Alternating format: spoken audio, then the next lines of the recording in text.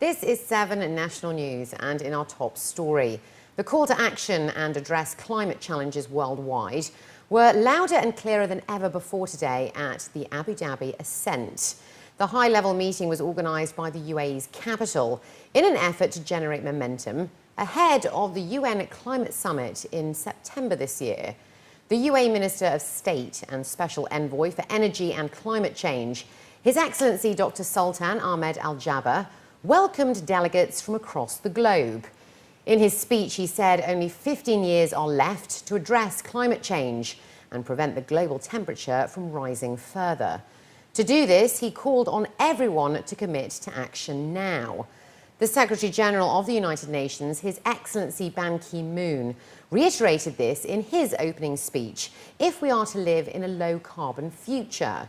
He said that climate change is a defining issue of our time, with the effects already widespread across the globe, and urged everyone to make the most of the opportunities at Abu Dhabi Ascent.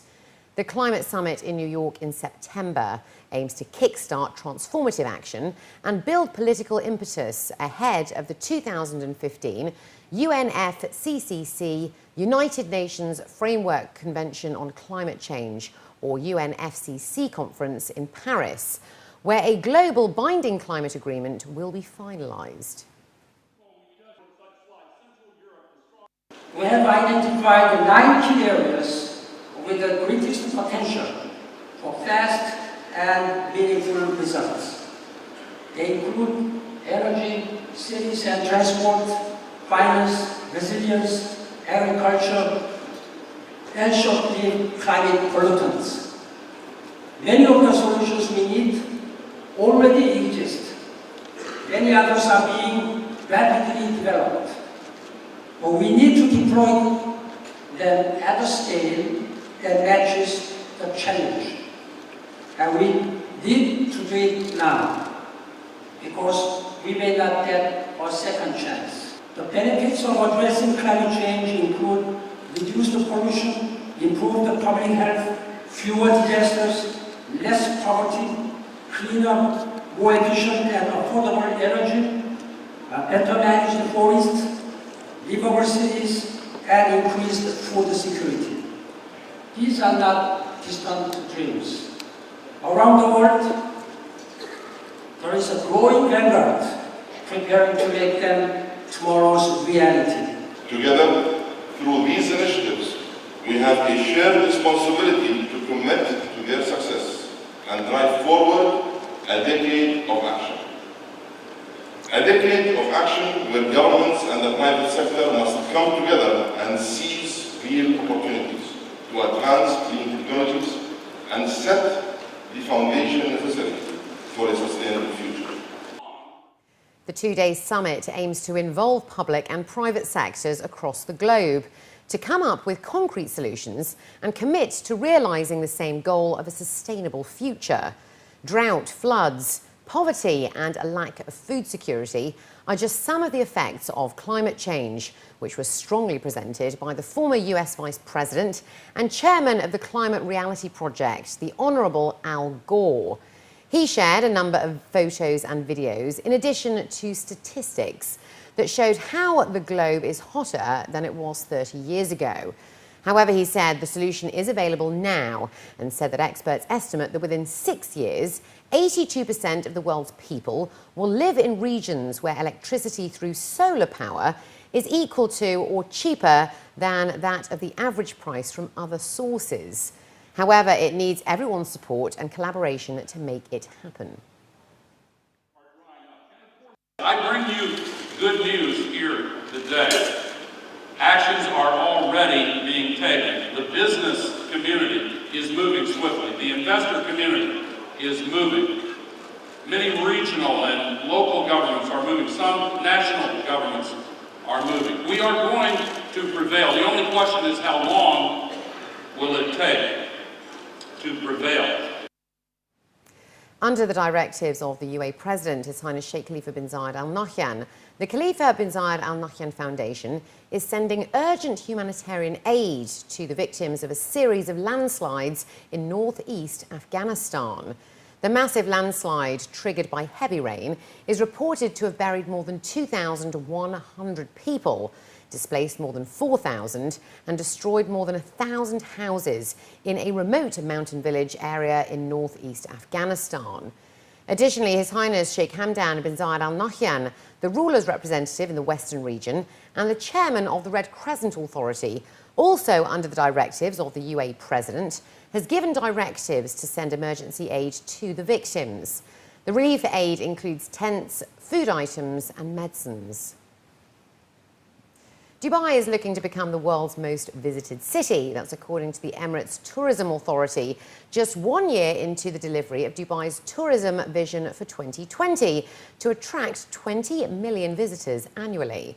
According to a DTCM statement, if a growth rate similar to that achieved in 2013 is maintained, a 10.6% year-on-year increase equating to 11 million hotel guests, Dubai will achieve its tourism vision. London currently holds the title of the world's most visited city, with 16 million tourists last year. The announcement comes ahead of the Arabian travel market, which starts on Monday, where the Department of Tourism and Commerce Marketing will discuss the achievements and growth made over the last 12 months. Speaking ahead of the ATM, His Excellency Hilal Saeed Al Mari, the Director General of Dubai's DTCM, stated that since His Highness Sheikh Mohammed bin Rashid Al Maktoum, the UAE Vice President and Prime Minister and ruler of Dubai, announced the tourism vision for 2020 at last year's ATM, the UAE has won the right to host the Expo 2020 in Dubai. The first phase of our second international airport has opened at Dubai World Central, and a substantial number of new hotels, attractions and events have either opened, taken place or been announced. He added that major legislative changes have also been made, which will directly and positively impact the tourism sector. Dubai's Road and Transport Authority are to dim street lights in residential areas with low traffic movement in order to reduce energy consumption. The RTA has already started the power-saving policy, and Maytha bin Uday, the chief executive of the RTA Traffic and Roads Agency, was quoted in a local daily as saying that 44% of streetlights will be switched off in residential communities after 10 p.m. However, she added, this will vary from one area to another due to several factors, such as the number of lighting poles. The chief executive added that lights will remain on at intersections in order to ensure safety. Notary public services and payments at the Ras Al Khaimah courts can now be accessed online. Customers no longer need to appear at the counter and can now submit any of the listed requests to the notary public online. Ahmed Saeed Al Sayah, the Director General of the E-Government Authority, was quoted as saying that they want to make the notary services more accessible from anywhere and at any time, and in turn save money, time and effort.